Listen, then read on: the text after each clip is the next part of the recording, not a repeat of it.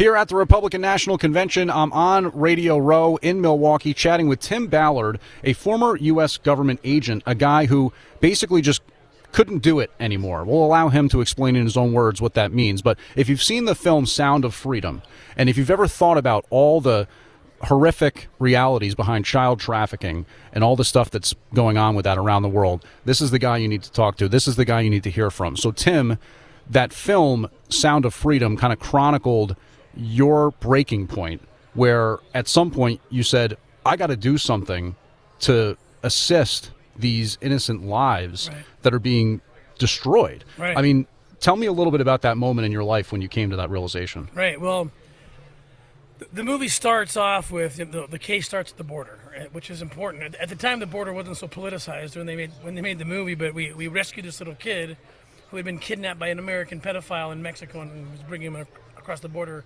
to make child rape videos with him, right? And then the movie goes on to tell the story how we're looking for his sister and other kids, and we end up in Colombia, and we find this trafficking network that's basically providing children for American tourists. The number one demand for child sex in the world, if we go by the consumption of child rape videos, it's the United States. So, I spent 10 years of my life kind of chasing these guys down. I'm in Colombia, and I feel in my heart we're going to find these kids, right? But I don't have enough evidence to provide to my bosses back home in D.C., and they tell me to come home. And so I call my wife. I'm like, what do I do? And my wife was just like, what are you talking about? What do you do? And he's like, you're going to quit your job and you're going to stay down there. And it's funny because in the movie, it shows me like I wanted to stay, but the truth is I was a lot more cowardice than it shows. I fought with my wife and said, "Are you kidding me? Like, we got 6 kids. I can't just quit my job." And we're going back and forth, and she said something to me that I think everybody needs to feel, and this is verbatim because it penetrated my soul. She said, "I will not let you jeopardize my salvation by not doing this." And I wanted that in the movie, but the director said that if he showed that, he wouldn't have time to convert me from such a coward to a hero. So it needs an arc. They need an arc in the story, they just right? Pretended that I always wanted to do it, but I credit the whole thing to my wife. Wow. So we stayed down there, and as you saw in the film, we did a massive rescue. So, Tim, I mean, as a father yourself, and as someone who's raised children, what's something that the parent out there, the person thinking about, their young loved ones, what's something that the average person can do to help combat child trafficking? So the answer is more simple than most people could even realize, and it has to do with cell phones. See, the number one tool that traffickers and pedophiles are using to get to our kids is the cell phone. Parents don't understand, because when I was a kid and I was playing Atari or whatever, right?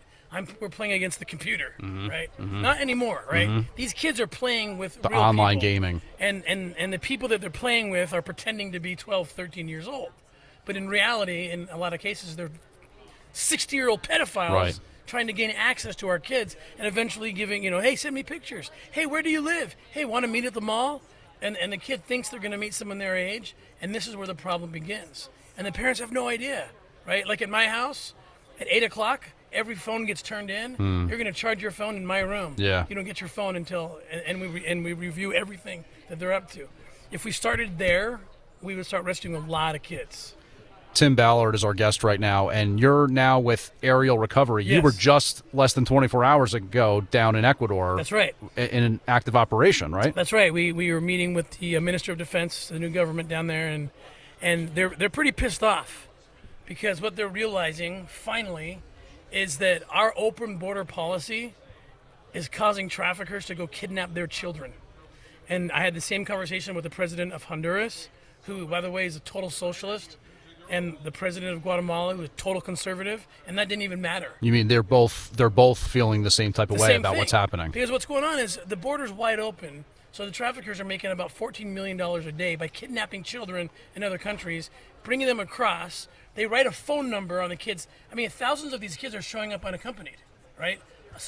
Like 5 years old, showing up with a phone number.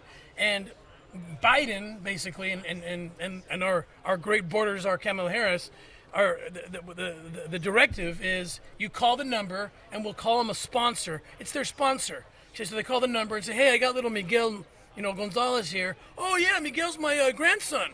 Yeah. Okay. Well, where should we send him with our taxpayer dollars? Plane, train, or automobile? Where do we send the kid? Wow. And that's it. In the last 2 years, we've lost 200,000 unaccompanied children. We have no idea where they are. 200,000. Over about 200,000. We have no idea where they are because we let them in. But they're somewhere in the U.S. They're somewhere in the U.S. And the U.S. is frankly probably the last country you want to be a lost kid in, considering the fact that, again, we're the number one consumer right. of child sex videos in the world. So it's just so ironic, right? Because I say, look, when Trump wanted to enforce the border, they called him a racist, right? Well, I'll say this: if we're going to call anyone a racist, which I'm not doing, it's the current administration, because they're the ones who are treating children like crap. Mm-hmm. If you found some American kid in New York City that was lost, the cops, the CPA, the child protection, they would take that kid in. They're not going to just give the kid to whoever shows up. Oh yeah, I know that kid. Right? Yeah, right. Yeah. So okay. why aren't we affording the same opportunity to these other children who have been kidnapped from Ecuador and Colombia and El Salvador? Yeah. We're not.